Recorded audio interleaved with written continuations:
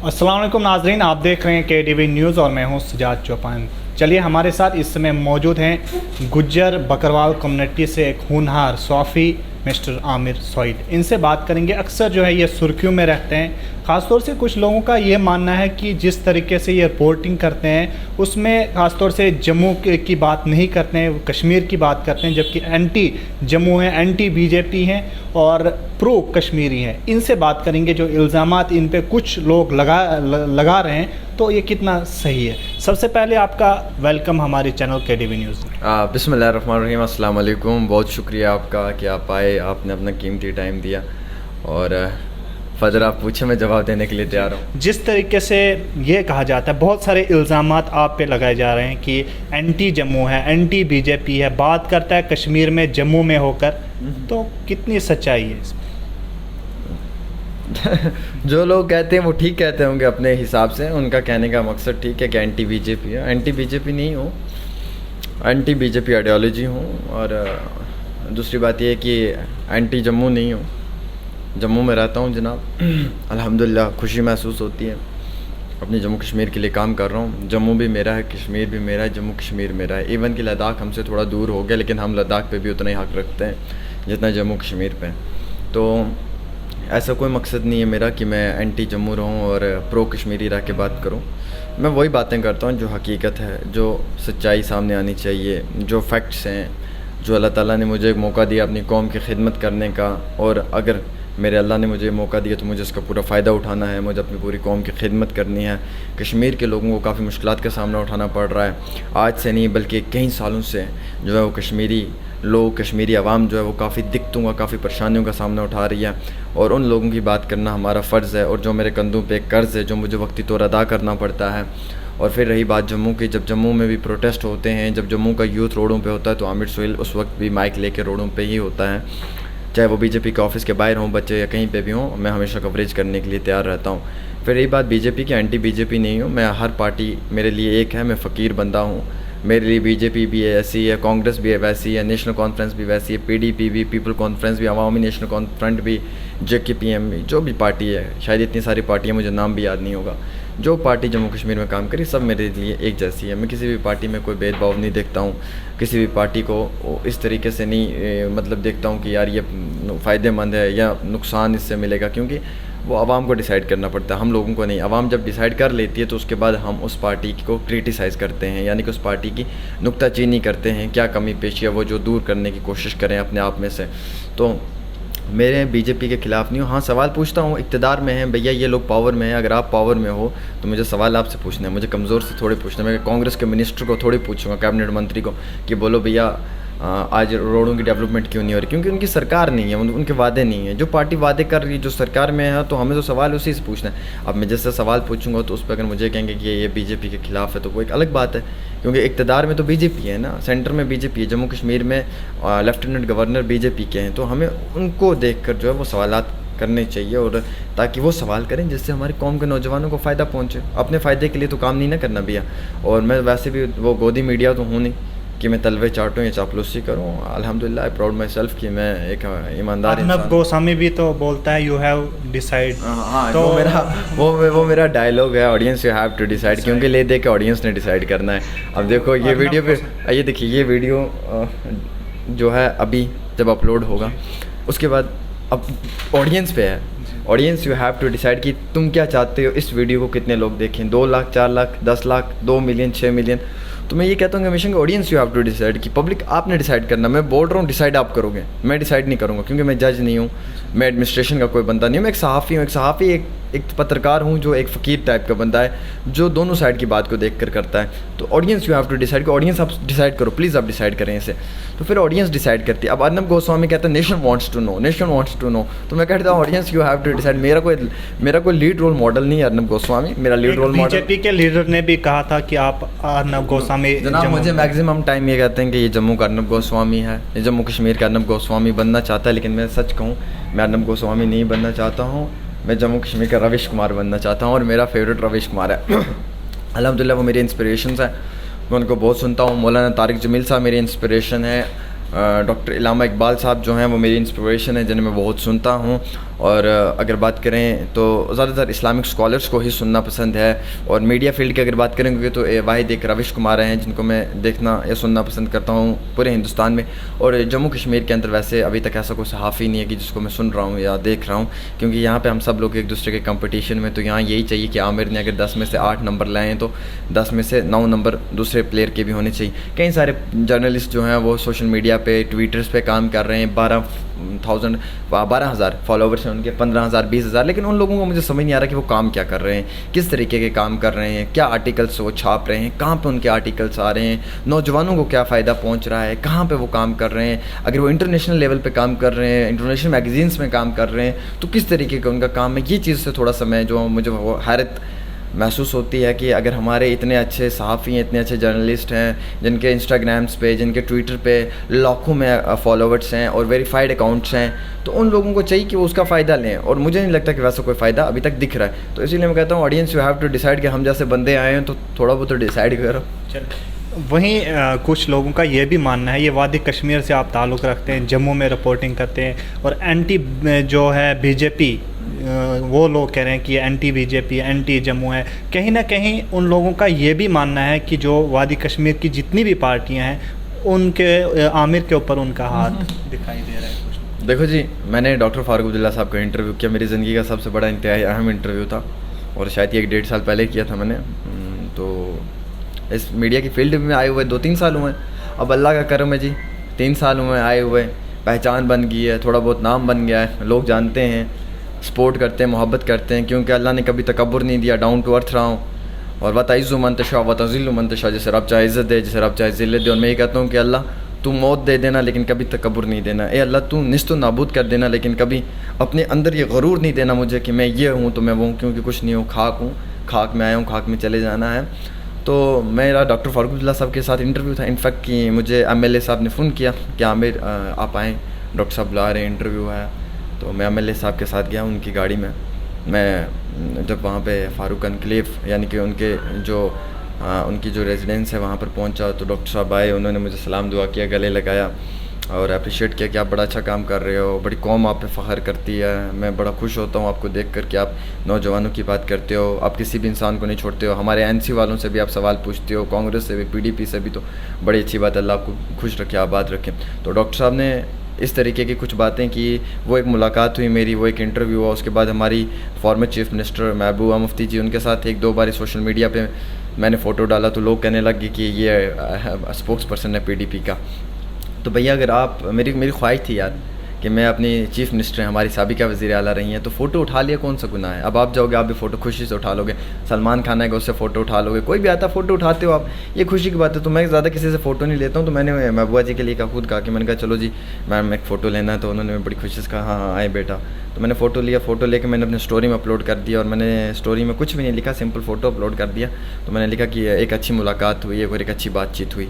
हालांकि वो मेरी पहली मुलाकात थी, मेरा इंटरव्यू नहीं हुआ। तो वो सोशल मीडिया पे फ़ोटो पूरा वायरल हो गया। तो जब वो सोशल मीडिया पे वायरल हुआ तो इस तरीके से वायरल हुआ कि वहाँ पे लिखा हुआ था कि आमिर सुहेल जो है वो स्पोक्स पर्सन है किसके, मतलब PDP पार्टी है। तो वो फ़ोटो इतना वायरल होने शुरू हो गया सोशल मीडिया पे कि वो मैडम महबूबा मुफ्ती जी के पास तक भी पहुँच गया, और उन्होंने कहा कि यार वाकई में ये कोई बच्चा है जिसके साथ मैंने एक फ़ोटो लिया, कल रात देर गए से ट्विटर पे वायरल हो रहा है, सोशल मीडिया पे वायरल हो रहा है, ये हो रहा है, वो हो रहा है, तो बड़ा इंटरेस्टिंग बच्चा है, काफ़ी अच्छा काम कर रहा है, तो बुलाएं, इंटरव्यू करना है।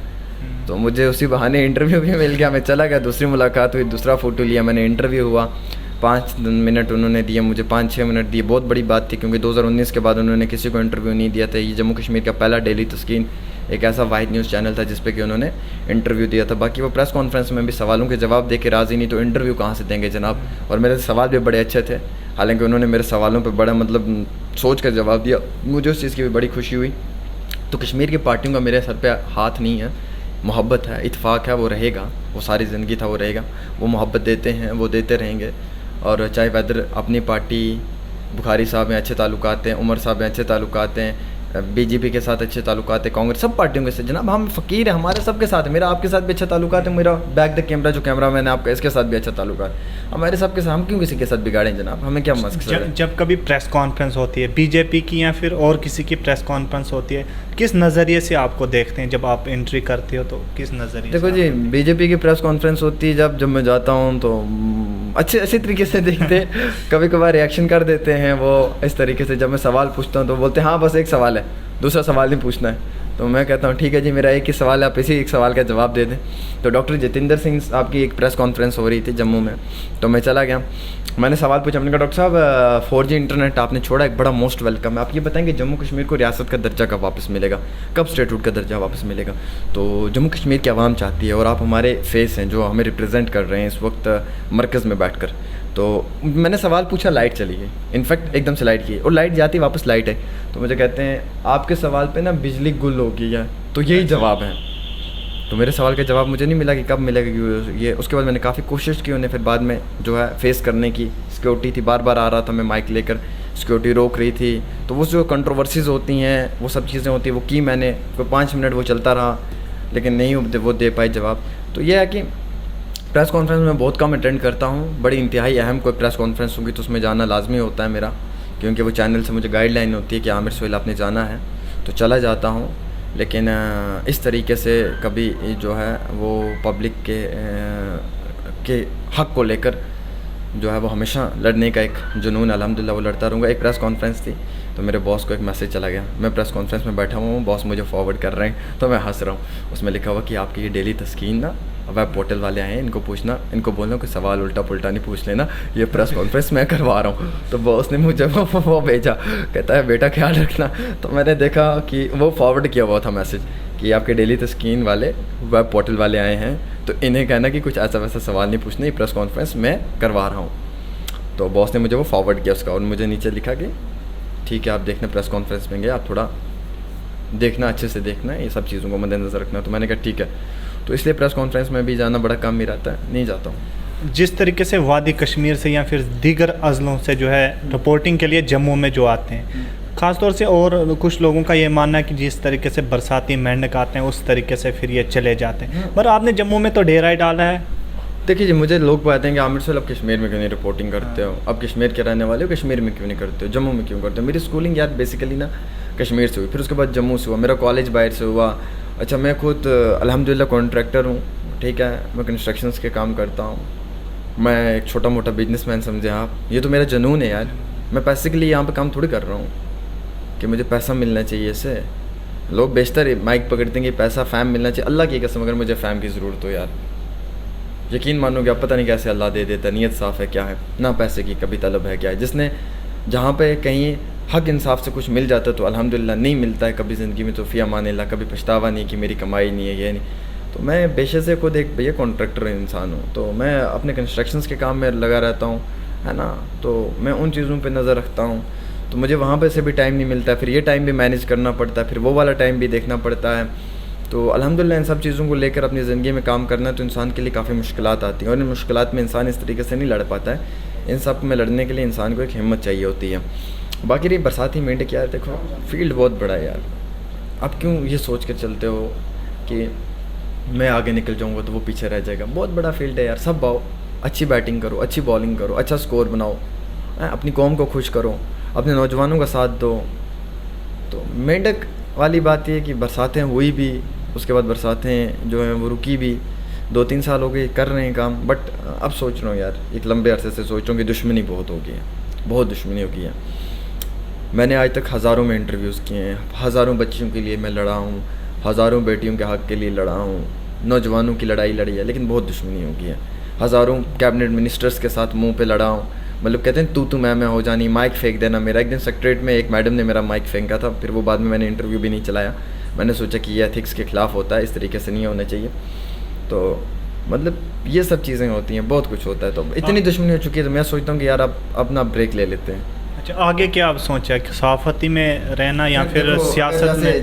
जैसे नहीं, सियासत का कुछ है नहीं ऐसा। आपने पहले एक बार बोला था कि मुझे सियासत में उतरना चाहिए। नहीं, मुझे क्या उतरना नहीं चाहिए। एक्चुअली मुझे कुछ दोस्त यार हैं, कहते हैं कि यार तू इलेक्शन कंटेस्ट कर, नौजवान लड़का है, बुलंद आवाज़ है, कौम भरोसा करेगी, एक बार इलेक्शन में आ जा, आवाम भरोसा देगी, एमएलए के लिए इलेक्शन लड़। तो मैं सोचता हूँ यार मेरे लिए एमएलए बनना मंत्री बनना ये सब ना मजाक है, क्योंकि मैं एक बड़ा फ़कीर सा बंदा हूँ यार। तो उन लोगों का ना एक प्रोटोकॉल होता है, मैं प्रोटोकॉल वाला बंदा नहीं हूँ। मुझे अभी मज़ा आएगा मैं रेडी पे बैठ के खाना खाने लग जाऊँगा, अभी मज़ा आएगा नीचे फुटपाथ पे बैठ जाऊँगा, वहीं पे चाय पीने लग जाऊँगा। तो कह नहीं कि मैं कुछ सेलिब्रिटी हूँ, मैं ये सब नहीं कर सकता हूँ, कर सकता हूँ। बट लोग अक्सर आज के टाइम में ना, कोई भी होगा गरीब अमीर हो, वो थोड़ा स्टैंडर्ड देख के चलता है कि भैया नीचे नहीं बैठना है, कुर्सी पे बैठ जाना है। रेडी पे चाय नहीं पीनी है 5 रुपये की, किसी अच्छे होटल में 10 रुपये की पी लेनी। तो मेरा वो सिस्टम नहीं है, मैं फ़कड़ फ़कीर हूँ, जहाँ पे मौका मिलता वहाँ पे बैठ के, जहाँ पे मौका मिलता वहाँ पे। तो मेरे जैसा बंदा अगर इस सिस्टम में आएगा ना, एज ए एमएलए मंत्री आएगा ना, तो मैंने दिन को क्या करना है, मैंने खान सूट पहना हुआ, ठीक है, चप्पल नायलान की हवाई चप्पल पाँव में लगाई होगी, वो होऊंगा वो पहन कर, वो सब ना। तो जिस डिपार्टमेंट में होऊंगा उस डिपार्टमेंट के वहाँ पे दफ्तर में घुसाऊँगा, तो लोग बोलेंगे पागल हो गया है, ये पब्लिसिटी कर रहा है, ये दिमाग ख़राब मंत्री है, इसको निकालो यार, बाहर निकालो, ये पागल इंसान है, क्या कर रहा है। तो मेरे लिए सब नहीं बना है यार, मैं इस सब चीज़ में नहीं जाना चाहता हूँ। पॉलिटिक्स में मुझे कभी इंटरेस्ट नहीं है, और ना ही मैं कभी पॉलिटिक्स में इंटरेस्टेड रहा हूँ। हाँ, अगर मौका मिला कौम की खिदमत करने का, तो तब की तब देखेंगे, तब उतरेंगे, जुनून से उतरेंगे। और मुझे उम्मीद है कि अल्हम्दुलिल्लाह मेरी लाखों की कौम के नौजवान देख रहे हैं, करेंगे सपोर्ट, वो दिन भी दूर नहीं कि करेंगे। लेकिन बड़ी बात तो यह है जनाब कि अपने कौम के लिए काम करने का एक जज्बा रखना चाहिए, और वो सबसे बड़ी बात है। अगर कौम के लिए जज्बा है तो अल्लाह ताला सबको कामयाब करे, और मुझे और आपको भी। अच्छा, जिस तरीके से आपके फॉलोअर्स हैं, बहुत सारा प्यार आपको दिया जा रहा है, गालियाँ भी बहुत पड़ती हैं, ये भी बोलो। नहीं, तो उसके हवाले से उन तक क्या कुछ मैसेज रहेगी? और बहुत सारे हमने आपका मोबाइल भी देखा, बहुत सारे मैसेजेस आपको आ रहे हैं, कॉलें आ रहे हैं, तो उन तक हाँ यार, वो बड़ी इंतहाई आपने बात बोली, वो मैं बताना भूल गया। मेरा फ़ोन कहाँ पे है, मैं अभी डैम शीट मेरे पास होने में बताना चाहूँगा आप सबको। आपने देखा ना, ये बात आपने देखी है ना, आप गवाही दे सकते हो ना, ठीक है, अल्हम्दुलिल्लाह आप गवाही देने के लिए तैयार हो। तो जनाब बात ऐसी है कि मुझे मैसेजेस आते हैं व्हाट्सएप पे बहुत ज़्यादा, मैं रिप्लाई नहीं कर पाता हूँ, बहुत नाराज़ होते हैं लोग। पहले लिखते हैं आमिर सोहेल भाई बिग फ़ैन, जब मेरा रिप्लाई नहीं होता तो नीचे लिखते हैं कुत्ता लानती खंजीर तो फिर ये गालियाँ लिख के कर देते हैं ब्लॉक मुझे, तो मैं हंसता भी हूँ। तो मैं हाथ जोड़कर, अगर आप लोग बोलोगे, आप लोगों के पाँव पकड़ कर मैं ये बोलूँगा कि भैया नाराज़गी ना रखें, मैसेजेस अल्लाह जी की कसम है, अल्लाह गवाह है, झूठ नहीं बोलूँगा। 1000 ग्रुप में ऐड हूँ और 52,000 प्लस मैसेजेस, ब्रदर मजाक नहीं है, 52,000 प्लस मैसेजेस मजाक नहीं है। ये रिकॉर्ड मैं आपको दिखा सकता हूँ जो मेरे पास अवेलेबल है।